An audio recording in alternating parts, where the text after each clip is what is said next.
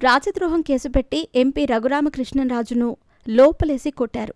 లాఠీలు, rubber బెల్ట్లతో కుమ్మేశారు. 3rd degree ప్రయోగించారు. మీద కూర్చుని 3 పోలీసులు చితకబాదారు.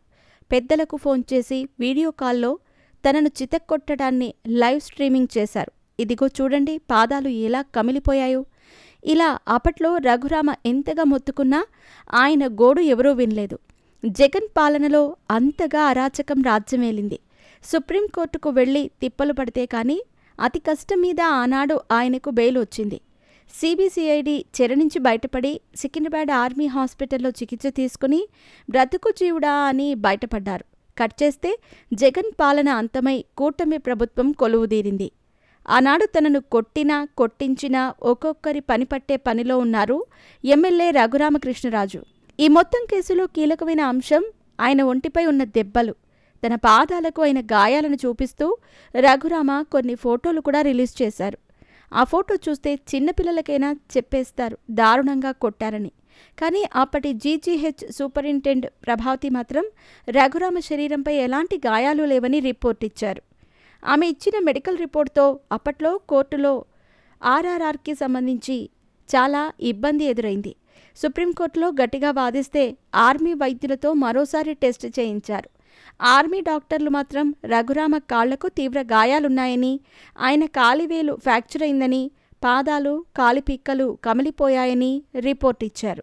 ఇదే అంశంపై లేటెస్ట్గా మళ్లీ సుప్రీంకోర్టులో కీలక పరిణామం చోటు చేసుకుంది.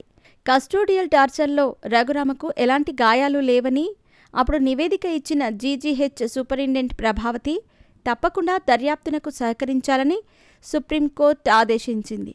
ఏప్రిల్ 7, 8 తేదీల్లో సంబంధిత పోలీస్ స్టేషన్లో దర్యాప్తు అధికారి ముందు విచారణకు హాజరు కావాలని ఆదేశించింది.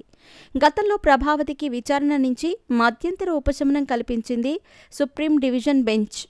ఇప్పుడు మాత్రం దర్యాప్తునకు పూర్తిగా సహకరించాలని మధ్యంతర ఉత్తర్వులు జారీ చేయటం ఆసక్తికరం. సుప్రీం చెప్పినా దర్యాప్తునకు ప్రభావతి సహకరించలేదని రాష్ట్ర ప్రభుత్వం కోర్టుకు తెలిపింది. అయితే తనను ఒక్కసారే విచారణకు పిలిచారని, 2 నెలల్లో మళ్లీ పిలుస్తామని పిలవలేదని ప్రభావతి తరపు న్యాయవాది కోర్టుకు తెలిపారు. ఎప్పుడు నోటీసులు పంపినా ప్రభావతి తప్ప ఎవరో ఒకరు స్పందిస్తున్నారని ప్రభుత్వం తరపున సీనియర్ న్యాయవాది సిద్ధార్థ్ లూత్రా వాదించారు. ఏదో ఒక సాకు చూపి దర్యాప్తునకు హాజరు కావటం లేదన్నారు.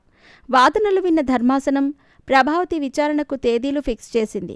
ఈ నెల 7, 8వ తేదీల్లో ఉదయం 10 గంటలకు విచారణకు హాజరు కావాలని ప్రభావతిని ఆదేశించింది. 2 రోజులు ఎంక్వైరీలో ప్రభావతి నుంచి లిఖితపూర్వకంగా అన్ని సమాధానాలు తీసుకోవాలని ప్రభుత్వానికి సూచించింది.